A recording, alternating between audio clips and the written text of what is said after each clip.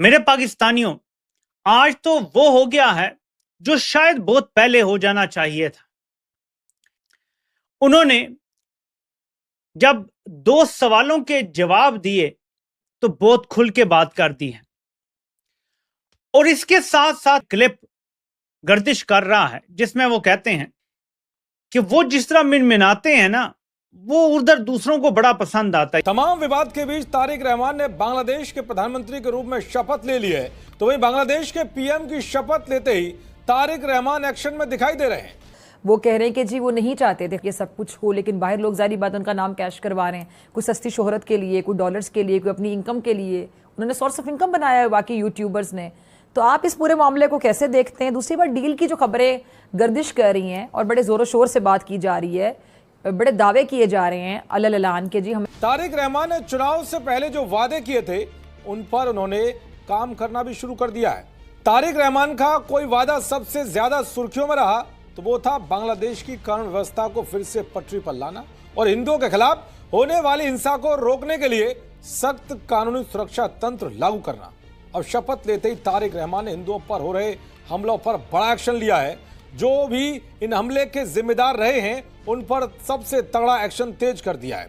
पिछले 18 महीने से नरेंद्र मोदी के सामने एक बड़ा चैलेंज बांग्लादेश का था, क्योंकि वहां पर हिंदू विरोधी कट्टरपंथी हावी हो चुके थे। लेकिन मोदी की यही खास बात है, चैलेंज कैसा भी हो वो हार नहीं मानते, लगे रहते। आज बांग्लादेश में नई सरकार है, नया पीएम है, और सबसे बड़ी बात यह कि हिंदू विरोधी कट्टरपंथी जिन्होंने बांग्लादेश में गदर काट रखा था, हिंदुओं का जीना मुहाल कर रखा था, वो साइड लग चुके। आज आपको बताऊंगा कि क्या बांग्लादेश में सत्ता बदलने से हिंदुओं को राहत मिलने की उम्मीद बढ़ गई है।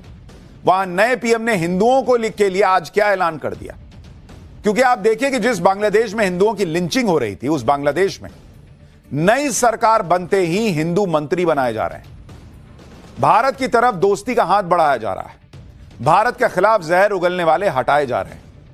यह सब तब हो रहा है जब कट्टरपंथी यूनुस ने अपने 18 महीने के राज में भारत बांग्लादेश के रिश्तों को बर्बाद करके रख देने वाली। जब मैं आपसे इस बारे में सवाल करती थी तो आप ये कहते थे कि ये बहुत क्रूशल मोमेंट होगा, ये मीटिंग बहुत क्रूशल होगी, क्योंकि इसमें पाकिस्तान के किरदार का तयन होना है कि पाकिस्तान का क्या रोल होगा।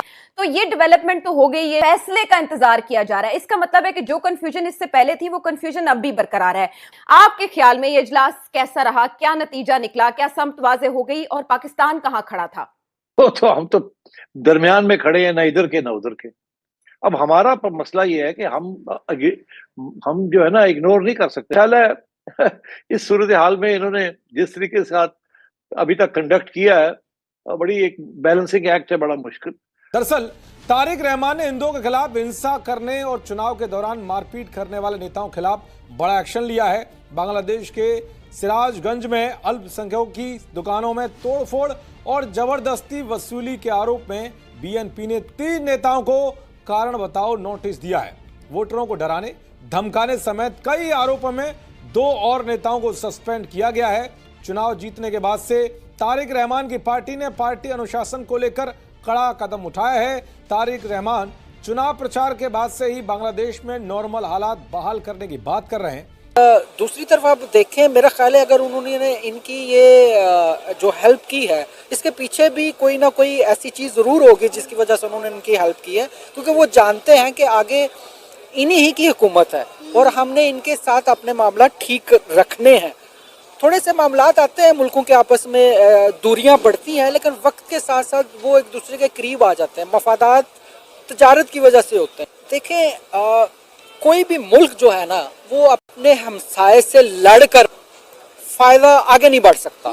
अब देखें ना, हमारी मिसाल ले लें, हम इंडिया के साथ उस वक़्त से हमने सिंह फंसाए हुए हैं जब तक हम दोनों अलहदा हुए हैं मुल्क। अगर ये वो सूरत ना होती और ये दोनों एक होते, तजारत कर रहे होते, तो आप देखें ना, वो बॉर्डर है उसके पास जो है वो कितनी सस्ती चीज़ है। जो ही आप इस तरफ आते हैं तो महंगाई के अंबार है यहाँ पर। नाना कुछ रिपोर्ट्स ऐसी आ रही हैं, हम देख रहे हैं, हर तरफ पढ़ भी रहे हैं, सोशल मीडिया पर भी और कई जगह पर भी बात की जा रही है कि पाकिस्तान से मल्टीनेशनल कंपनीज जो हैं वो अपना बिजनेस बंद करती जा रही हैं। और अभी भी तकरीबन 125 कंपनीज के बारे में कहा जा रहा है कि उन्होंने अपना बिजनेस पाकिस्तान से खत्म कर दिया है और या अपने शेयर्स बेच दिए, जो भी किया। बहरहाल वो पाकिस्तान में काम नहीं करना चाह रहे।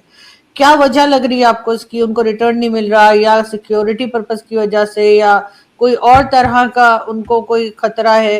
क्या वजह है कि, क्योंकि इससे तो पाकिस्तान को बहुत नुकसान होगा अगर मल्टीनेशनल कंपनीज इस तरीके से बंद होना शुरू हो गई।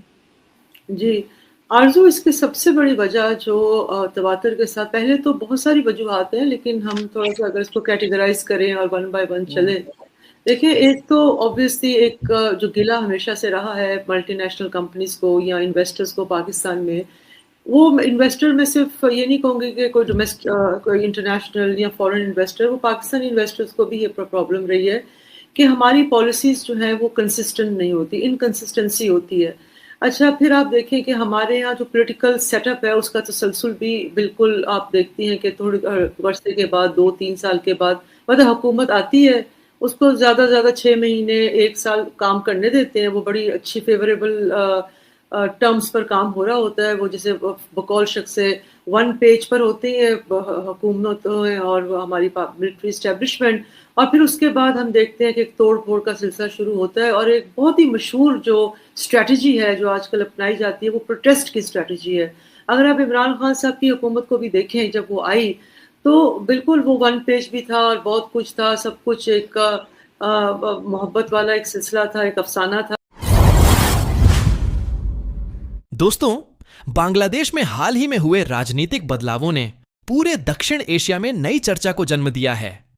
चुनावों के बाद वहां की नई नेतृत्व शैली में कुछ अहम संकेत दिखाई दे रहे हैं, खासकर भारत के साथ संबंधों को लेकर। विश्लेषकों का मानना है कि क्षेत्रीय स्थिरता और आर्थिक सहयोग के लिए दोनों देशों के रिश्ते महत्वपूर्ण भूमिका निभाते हैं। नई सरकार ने अल्पसंख्यकों की सुरक्षा को लेकर सख्त रुख अपनाने के संकेत दिए हैं और कानून व्यवस्था को लेकर कई स्तरों पर समीक्षा शुरू की है। इसी बीच एक बयान ने सोशल मीडिया पर काफी ध्यान खींचा, जिसमें पड़ोसी देशों के साथ संतुलित और व्यावहारिक संबंधों की आवश्यकता पर जोर दिया गया। क्रिकेट कूटनीति भी एक बार फिर चर्चा में है, क्योंकि खेल अक्सर राजनीतिक तनाव के बीच संवाद का माध्यम बन जाता है। कुछ रिपोर्ट्स के अनुसार खेल संगठनों और सरकारों के बीच दृष्टिकोण में अंतर भी सामने आया, जिससे यह स्पष्ट होता है कि अंतरराष्ट्रीय रिश्ते केवल राजनीति से नहीं बल्कि खेल, व्यापार और सांस्कृतिक आदान प्रदान से भी प्रभावित होते हैं। यह पूरा घटनाक्रम हमें बताता है कि दक्षिण एशिया की राजनीति लगातार बदल रही है और हर देश अपने हितों के साथ संतुलन बनाने की कोशिश कर रहा है। आने वाले समय में यह देखना दिलचस्प होगा कि ये बदलाव क्षेत्रीय सहयोग को किस दिशा में ले जाते हैं। क्या यह नई शुरुआत स्थायी शांति और साझेदारी की ओर कदम है, या फिर यह केवल अस्थायी राजनीतिक समीकरण? और क्या खेल और कूटनीति मिलकर पुराने मतभेदों को कम कर पाएंगे? अपनी राय जरूर बताइए। अगर आपको यह विश्लेषण पसंद आया हो तो वीडियो को लाइक करें, शेयर करें और चैनल को सब्सक्राइब करना ना भूलें।